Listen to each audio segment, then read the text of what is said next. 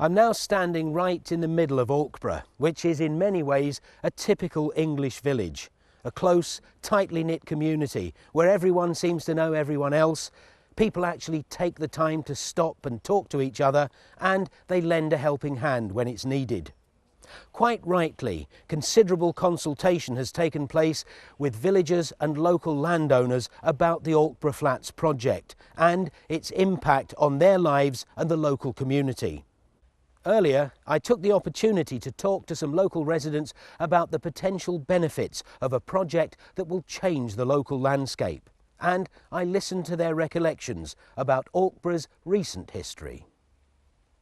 Well, the church is over 950 years old, 951. It was founded by Sheriff Thorold, Saxon sheriff, and it was probably just a wooden building with thatch roof with a tower tacked on the end. The main incident, I would think, was the destruction by Henry VIII's people when there was a rood screen and a rood loft up above, and that was burnt, thrown out. The priest's vestments were given to a local ploughman for sacrilegious purposes. You can just imagine him ploughing the fields and scattering in all the gear. Of course, there was a battle here at one time, December 18, 1643. Cavaliers, Roundheads. The Roundheads had 1,000 foot and horse who attacked 70-odd Cavaliers in the church. A lot of the Cavaliers are buried around and outside and inside the church, including one man who was regarded as very tall. And when he was dug up in 1776, when the floor was lowered, he was measured out at 7 feet 1 inch. He was a big lad for those times. What happened to the incumbent during the year? I think he just took flight or hid or got out of the way. The same thing happened down at Edgehill. The incumbent was taking an evening service and all his congregation fled and left him to face the music. There's certainly traces of Roman occupation around here, Saxon occupation, Norman. Down the back of the church there's a foundation stone covered by a stone slab, and that I believe to be Roman or Romano-British, round about AD 200, because there's a very similar one in the Roman baths at Bath. The actual church was rebuilt in 1170-1200 by 3 of the knights who murdered Thomas à Becket in Canterbury. The fourth one, Reginald Fitzurse, took flight to Ireland. All 4 were sent to Jerusalem to do penance. 3 finished up at Alkborough at Jerusalem Cottage. That is the local story. I think it's probably true. We know they came north, and we know that they would rebuild a church as part of their penance.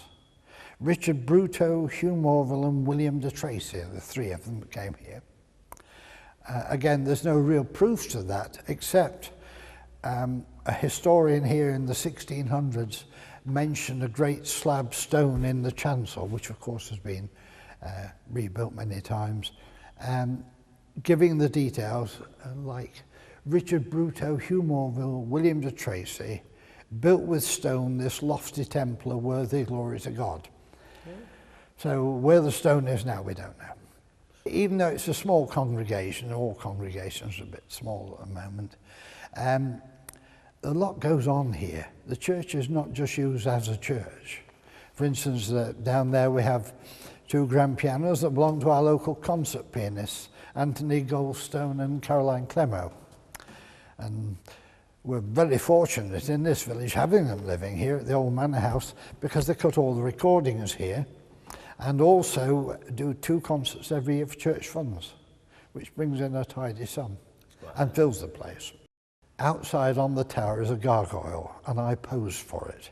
So it's the only Methodist gargoyle on an Anglican church. A friend of ours repointed the tower, and he was asked to make a gargoyle's head, and it's on this corner of the tower. So it really is you, it doesn't just It is, like yes. you. The oldest part of the church is the tower. That does date the lower part to 1052.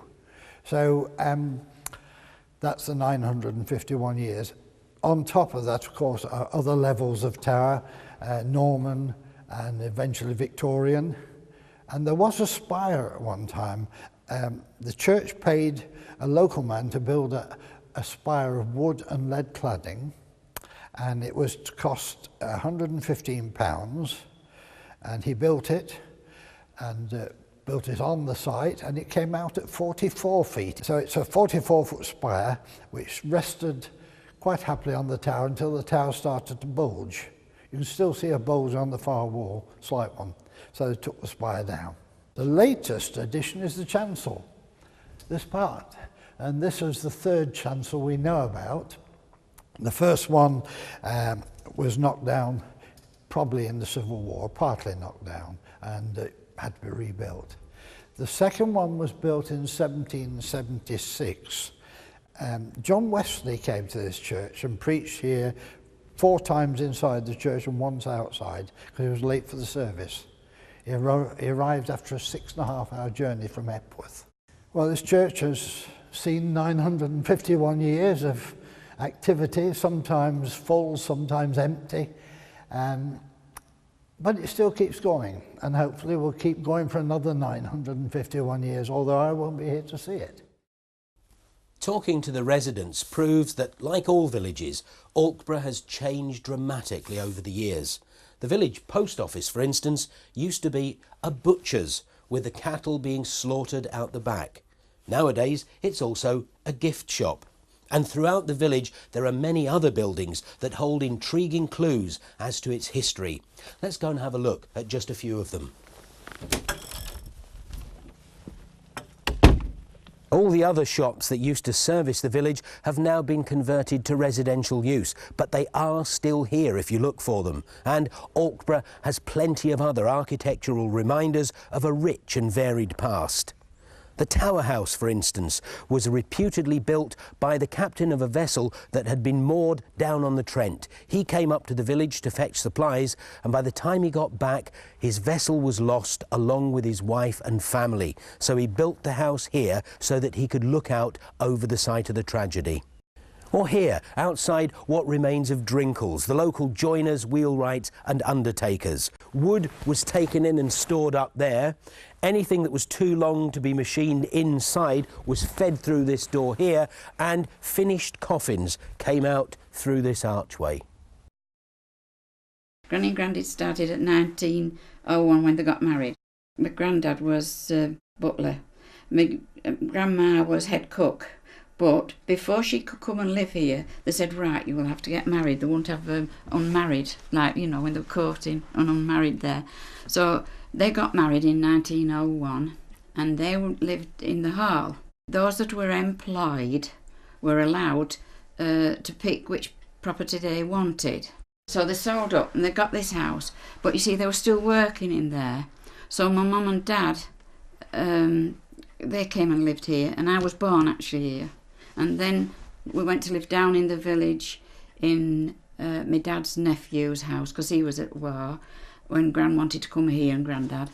And then, of course, when my grandma died, she left this to me, but it was, you know, much lower than it is now. What was the sort of employment set up like around here? Where did people work? Farms, in service. And are they all more or less at the beck and call of the... cleaning up houses for people, you know, for the farmers' wives and things like that. And up at the old hall, of course, you see. People used to keep their own animals then, and my grandma and granddad actually did, because this house, the end place, was a cow stable, and they used to have one cow, and they didn't have any horses. They had to have chickens, they had pigs, and the pig sty was as you came in up the drive. And when the council houses was built, I mean, pigs was going out then, so I mean, we didn't want to carry on with pigs, and Granny had pigs, and you used to go and get your swill from anybody who would give you, you know, leftovers, and they used to go and get swill from the school. Up at the hall as well, they had a big, built on stilts, a big wooden place where draft went through, and that's where they used to keep the hams But the hams had to be salted then for to keep from that year to the following year, you know, to keep feeding you. And as you said, to slice off the bacon and that. But it was good though, that bacon.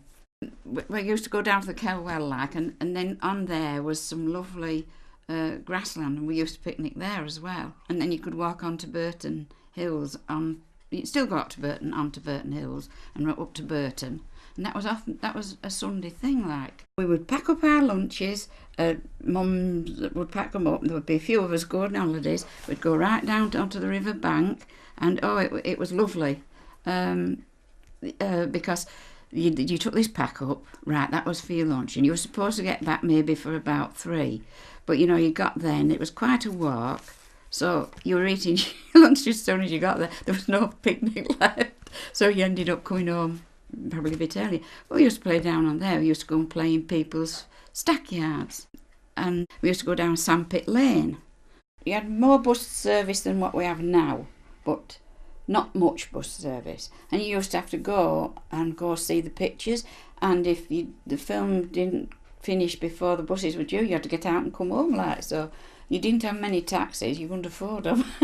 What about in the village? Were there sort of dances and do's and things? Oh yeah, and in the wartime the airmen's the dances, you know, with them, and there was the airmen came, and because there was prisoner of wars here up at the old Walcott Hall, old Walcott Hall, not the main big Walcott Hall. And oh yeah, there was some good do's then, and you used to have all your weddings and everything like that here, and parties and 21st, and of course you didn't very often have an 18th then. No. 21st, yeah. Yeah, so it was all sort of homemade entertainment, really. Everybody looked after. Oh yeah, and well, of course, when there was a wedding, you know, Mrs. So-and-so would make you a few cakes, Mrs. So-and-so would make you a few pies, somebody else would make all the trifles, and it was all homemade. You didn't have caterers coming in. What about music? People sing and play the piano themselves? Oh yeah, and there was they called her Dorothy Tyson. Then when she got married, she was called Dorothy Lawton, and she used to play the accordion. What about village events? Did you have sort of fetes and fairs and feasts? Yeah, there used to be WI fetes, which there's still WI. Well, the WI and the other ladies in Arkborough do a thing at the church. It used to be at the Maze, but now it's at the church, and that's once a year. And they do it and raise the money and give it to charity. What about village characters? Who do you remember? Well, there was Tweedy Thornton. He was the road sweeping man, and he lived next door. Tweedy Thornton used to go and sweep the paths and snow if it was winter, and that's not only just from here. He used to sweep it right from up at Walcott, right down to the school. The paths was cleared, no ice, and then when it was windy and leaves about, that was cleaned, and he used to do that real early in the morning, get those paths clean. Then he used to do them again at night for the kids to come home. Then there was Bill Stamp. Whenever there was a funeral, somebody died, when he got that he couldn't get to the church, he'd come and he stood there with his big black bowler hat outside the door, and when they got there he used to take his hat off and then, you know, put it back on, and he always saw everybody down to the church like that. Yeah. Towards the end of the war, a plane came down. I can remember, was at school, and we saw this plane, and they fetched us all in quickly, you know, come on in. I don't know whether they thought it was a German coming, you know. Anyway, this plane came down. It came down in the woods, and my granddad was first on the scene, and he used to say for ages, the smell of burnt flesh. There was only one escaped, escaped serious injury, because all the others were killed, and he got only some scratches, not much at all. And this Mr.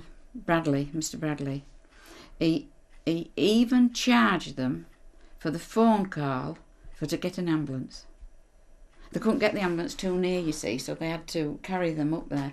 But as I say, he charged, it wouldn't be much then, would it? It would probably only be about 3 old pennies, yeah, for a phone call, and he charged them the phone call price for getting an ambulance.